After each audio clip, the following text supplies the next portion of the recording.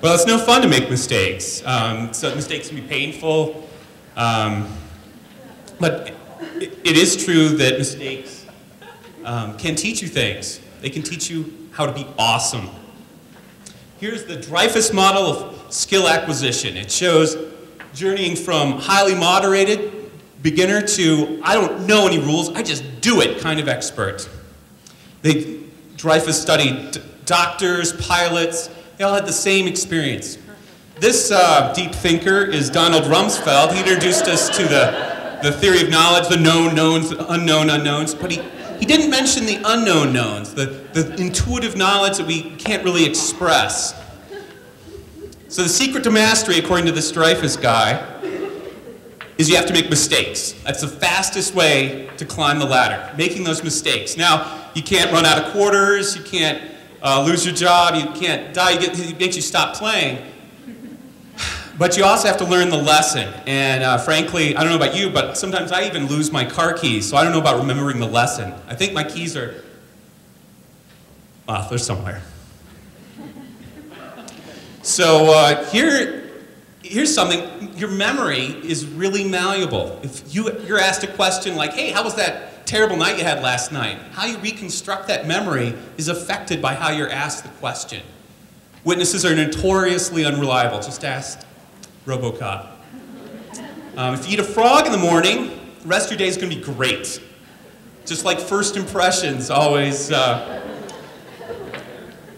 such power.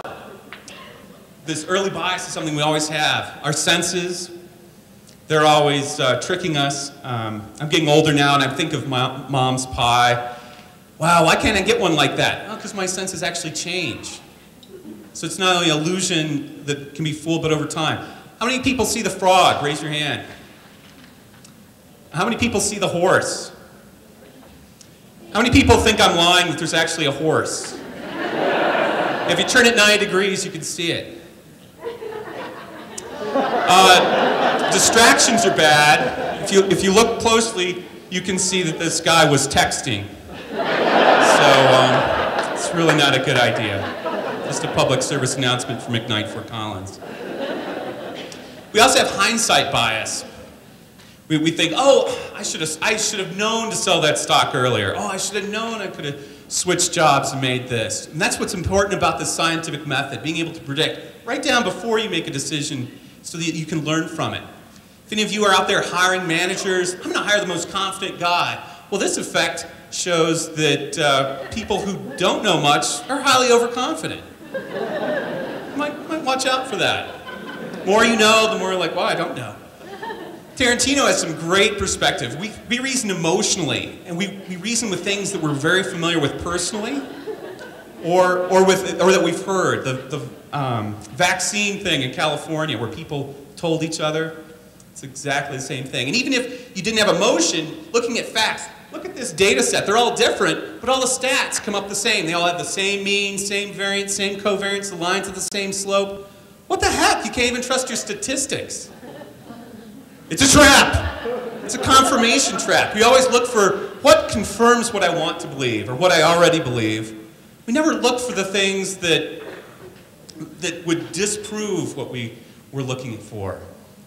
And this last one's one of my favorites, this change blindness. So maybe it's hard to see here with Grand Mokhtar, his chair's sort of growing. And I don't think that's the force. But we're sort of blind to that, we ignore that. So I put everything in a Wordle, and the biggest thing is bias.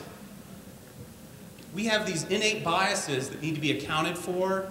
You need to consider before you make decisions, or maybe after the decisions, because it's that bias that results from your internal model.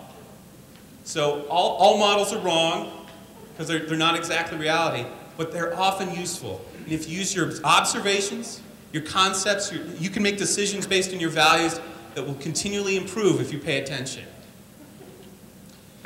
So here's the enemy, it's ourselves. We can't get away from ourselves. We can't get away from being human. We can't get away from being mistakes. But if we can practice watching for those mistakes and learning from them, we can improve our models and decrease suffering. One of my favorite philosophers, Stevie Wonder, you may have heard the song Superstition.